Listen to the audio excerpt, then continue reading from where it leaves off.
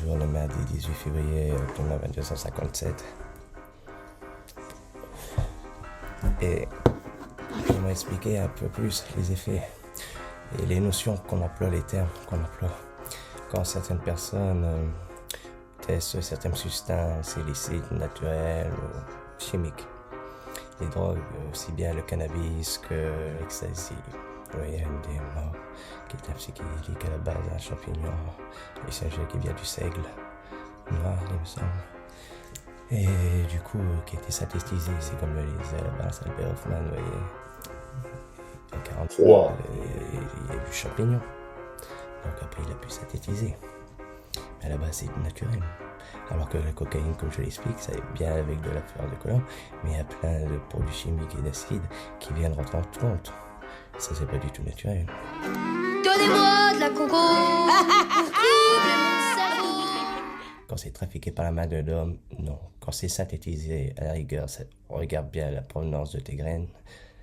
Parce que fais gaffe aux croisements génétiques qui sont aussi faits pour t'empoisonner. Là, actuellement, il y a une épidémie de viroïdes dans le cannabis. Le prix du cannabis va probablement augmenter parce qu'il y a une épidémie terrible de viroïdes dans le cannabis. Et je pense que pour l'angoisse, ça va fonctionner de la même façon.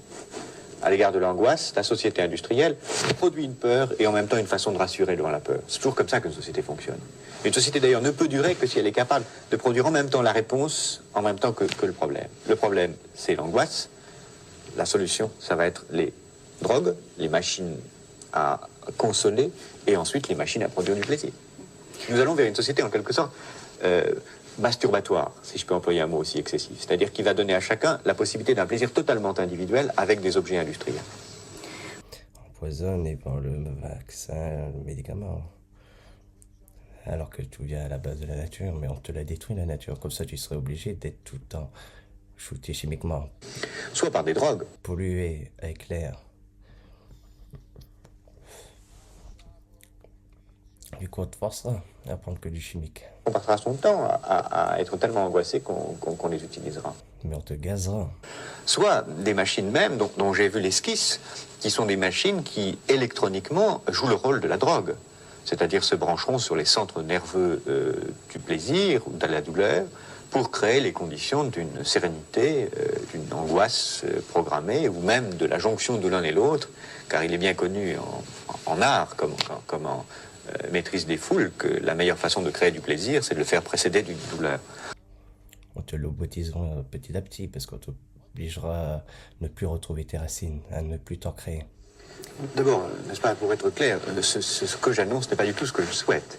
C'est ce que je crois à peu près inévitable dans l'évolution industrielle.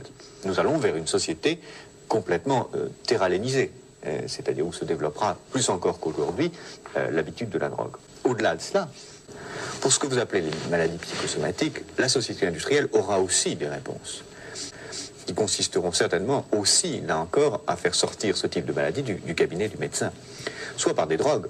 Et quand on voit les prospectives technologiques que j'ai vues et analysées en détail des grands laboratoires pharmaceutiques, on se rend compte que l'essentiel des marchés sur lesquels ils travaillent sont les marchés de l'angoisse, de la peur. C'est l'essentiel des marchés des maladies psychosomatiques. Donc c'est pour ça quand nous sommes en pleine montée. Et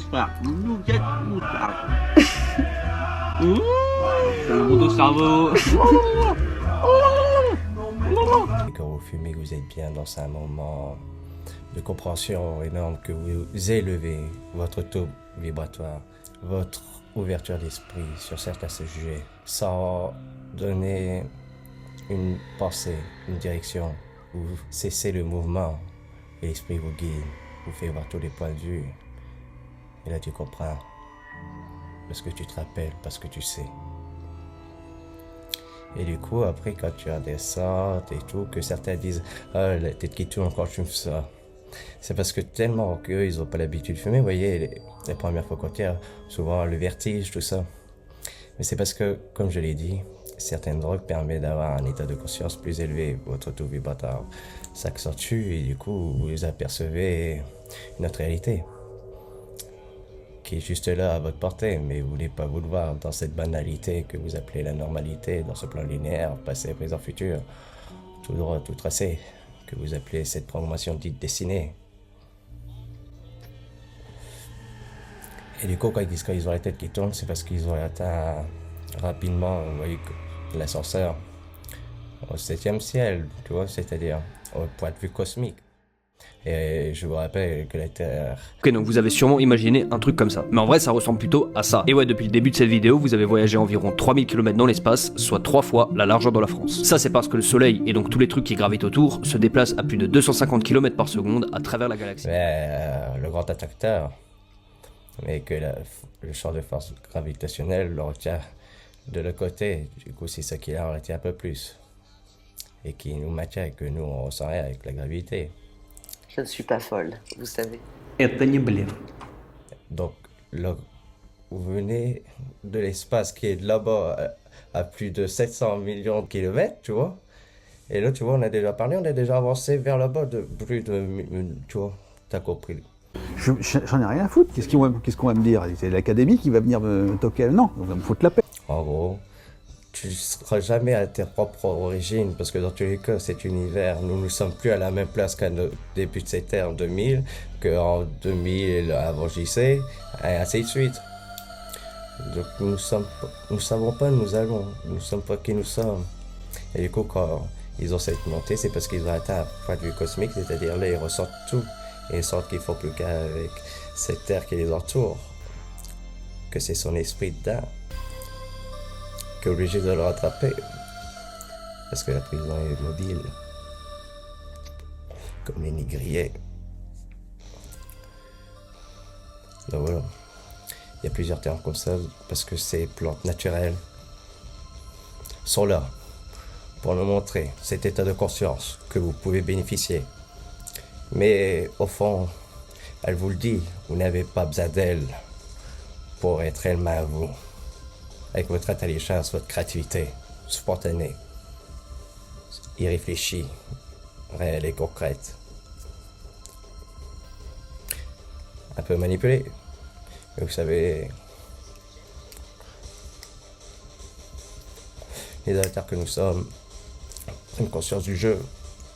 Alors, évidemment, J'ai passé un cap maintenant, j'en ai plus rien à foutre. Les mots n'existent pas, je le fous quand même. ils continuent toujours à être ficelés. Mais viendra un temps où nous pétrons les plombs de nos cordons d'argent à nos pieds. Et basta la gravité, nous pourrons nous élever.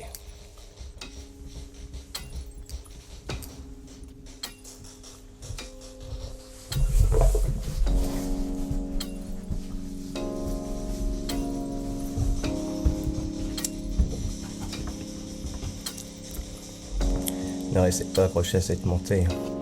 Vous savez, il faut savoir glisser pour mieux remonter. Un toboggan, on aime s'élever, mais on aime redescendre. C'est pour ça qu'on en met plein dans les parcs. On apprend à leur faire se casser la gueule et à aimer ça, à consommer le même schéma. Dès la naissance, ça commence comme ça. L'apprentissage et cette programmation qu'après vous subissez, parce que tout petit, vous confondez tout. Tout est à l'endroit et tout à l'envers. Alors je dis pas, laissez-les faire du toboggan. Et voilà. Pareil pour l'avancement. Le pouce-cul. On apprend toujours le mouvement, aller en avant, en arrière, on stagne. Dès l'enfance, on nous le programme. D'être des lâches qui n'osent pas aller à contre-courant. Mais c'est fini ce temps. Il était temps.